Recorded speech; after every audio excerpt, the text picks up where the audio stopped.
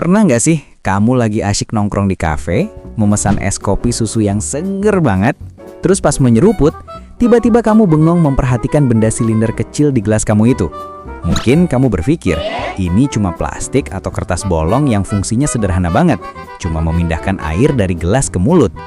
Tapi, kalau kita tarik sejarahnya, sedotan itu sebenarnya salah satu penemuan tertua umat manusia yang penuh drama.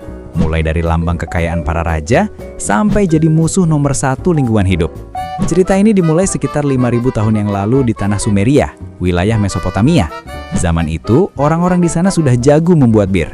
Tapi bir mereka beda jauh sama yang kita kenal sekarang. Bir kuno itu penuh dengan ampas gandum yang mengapung di permukaan. Mirip sereal gagal yang tampilannya nggak menggugah selera sama sekali.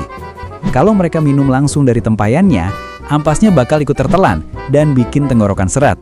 Akhirnya, mereka punya ide jenius dengan menggunakan batang tanaman yang berongga untuk menyedot bir dari bagian dasarnya yang lebih bening. Bagi para bangsawan, batang rumput itu terlalu biasa. Jadi mereka membuat sedotan dari emas murni yang dihiasi batu permata biru. Bayangkan betapa mewahnya mereka, minum bir pakai sedotan emas sambil duduk di singgasana. Lalu kita melompat jauh ke tahun 1880-an di Amerika, di mana orang-orang sudah mulai menggunakan sedotan alami dari rumput gandum. Masalahnya, sedotan alami ini punya kelemahan yang sangat menyebalkan, yaitu aromanya. Bayangkan, kamu lagi pengen minum jus jeruk segar, tapi yang masuk ke mulut malah rasa jerami atau rumput kering, karena sedotannya kelamaan terendam dan jadi lembek. Disinilah muncul tokoh pahlawan kita bernama Marvin Stone. Marvin ini sebenarnya seorang pembuat selongsong rokok kertas yang suatu sore merasa sangat kesal karena sedotan rumputnya menghancurkan rasa minuman favoritnya. Dia kemudian mengambil kertas, melilitkannya ke sebuah pensil, lalu mengelemnya. Supaya tidak cepat hancur kena air, dia melapisinya dengan lilin parafin. Penemuan sederhana ini langsung meledak di pasaran, karena akhirnya orang bisa minum tanpa gangguan rasa rumput lagi. Perkembangan sedotan tidak berhenti di situ saja. Masuk ke tahun 1930-an, ada seorang bapak bernama Joseph Friedman yang sedang memperhatikan anak perempuannya kesulitan minum es krim di kedai karena gelasnya terlalu tinggi dan sedotan kertasnya sangat kaku. Friedman tidak tinggal diam melihat anaknya kesusahan sampai harus mendongak-dongak. Dia mengambil skrup, memasukkannya ke dalam sedotan lalu melilitkan benang di sela-sela ulir skrup tersebut untuk menciptakan pola lipatan. Begitu skrup ditarik, sedotan itu punya bagian yang bisa ditekuk tanpa membuat salurannya tersumbat.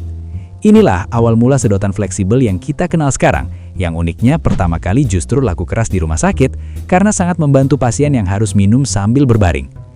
Drama sesungguhnya baru meledak di era 1960-an, ketika dunia mulai tergila-gila dengan plastik. Plastik dianggap sebagai keajaiban, karena murah, kuat, dan bisa dibuat warna-warni. Sedotan kertas yang dulu dibanggakan langsung dianggap kuno dan ditinggalkan.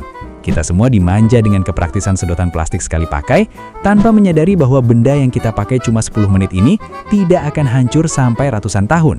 Puncaknya adalah ketika video viral tentang kura-kura yang terluka akibat sampah sedotan plastik menyebar luas, yang akhirnya memicu gerakan global untuk kembali ke akar, yaitu menggunakan sedotan kertas atau bahan ramah lingkungan lainnya.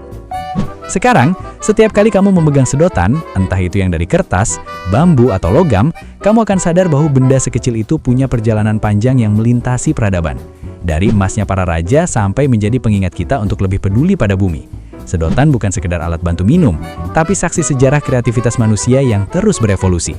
Ternyata benda sesederhana itu punya cerita yang lumayan dalam ya. Nah, kira-kira kamu tertarik nggak kalau lain kali kita bahas sejarah benda sehari-hari lainnya yang nggak kalah unik? Misalnya, kenapa bentuk garpu harus punya 4 gigi?